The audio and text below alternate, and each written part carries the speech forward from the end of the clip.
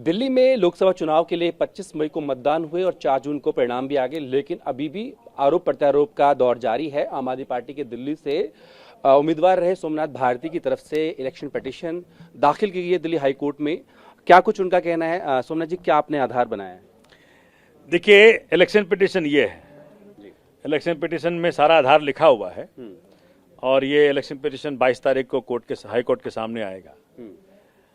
सबसे बड़ा आधार तो ये है कि जो ग्राउंड पे जनता का मत था ये रिफ्लेक्ट नहीं कर रहा है रिजल्ट्स में। अब कैसे इन्होंने इलेक्शन फर्ज किया वो हमने बकायदा इसके अंदर लिख करके दिया है। बहुत संक्षेप में और देखिए, पहला ग्राउंड तो ये है कि भाई जो इलेक्शन एक्सपेंडिचर 95 लाख परमिटेड है उससे कहीं ज्यादा खर्च किया भाजपा के उम्मीदवार ने, और इलेक्शन कमीशन ने उनको परमिट किया कि भाई आप कुछ एक्सपेंडिचर शिफ्ट कर दो पार्टी अकाउंट में, जो कि अलाउड नहीं है। दूसरा ये है कि पोलिंग वाले दिन इस प्रकार के पैम्पलेट्स करीब करीब हर पोलिंग बूथ पे देखे गए और इस प्रकार से कैंपेनिंग पोलिंग बूथ के अंदर पोलिंग डे के दिन किया गया, जो कि परमिटेड नहीं है। तीसरा, धर्म का आधार हर तरफ रिलीजियस लाइन पे आपने डिवाइड किया पूरे क्षेत्र को। चौथा, राजकुमार आनंद जो आम आदमी पार्टी मंत्री थे उनसे रिजिग्नेशन लेकर के 10 अप्रैल को आपने ईडी का दुरुपयोग किया और बसपा चुनाव लड़ा, बाद में भाजपा ज्वाइन करवा ली। मतलब भाजपा ने भाजपा के उम्मीदवार के लिए उनको टिकट दिलवाई बसपा से। अब बसपा का ये दुर्भाग्य है कि अब भाजपा के बी टीम बन के काम करी पूरे देश में।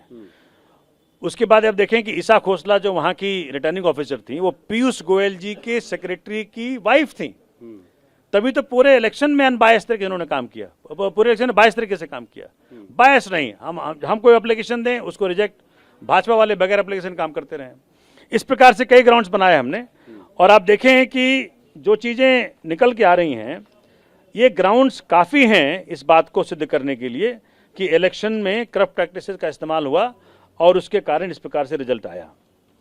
हमने मांग की है कि जैसे वो आप सोचें कि 85+ के जो बुजुर्ग थे जिन्होंने अपने आप को कहा था हम घर में वोट देंगे, उसमें भाजपा का मंडल लग जाता है उन्हें घरों में वोट लेने के लिए, तो ये कहां से जस्टिफाइड है? आपने भाजपा को इस प्रकार से एक्सेस दिया कि बांसुरी स्वराज जी के लिए वोट डलवा लो खुले में।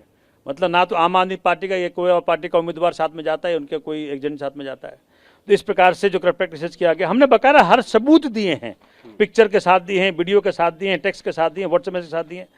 और दिल्ली पुलिस का कांस्टेबल भाजपा खुल्लम खुल्ला प्रचार कर रहा है। हमने ये वीडियो हमने उस प्रकार से पूरे कंप्लेंट्स दिया है जो लोगों ने सबमिट किया है।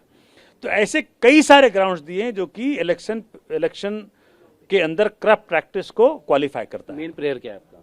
मेन प्रेयर ये है कि इस फजिंग से, इस करप्ट प्रैक्टिस से जो उनका जीत डिक्लेयर किया इलेक्शन कमीशन ने, उसको सेटिसाइड करे और उनको 6 साल के लिए चुनाव के लिए बैन करे। अच्छा, ये बताइए तथ्य आपकी जानकारी में कब आए, क्योंकि 1.5 महीने से ऊपर हो चुका है परिणाम को आए हुए?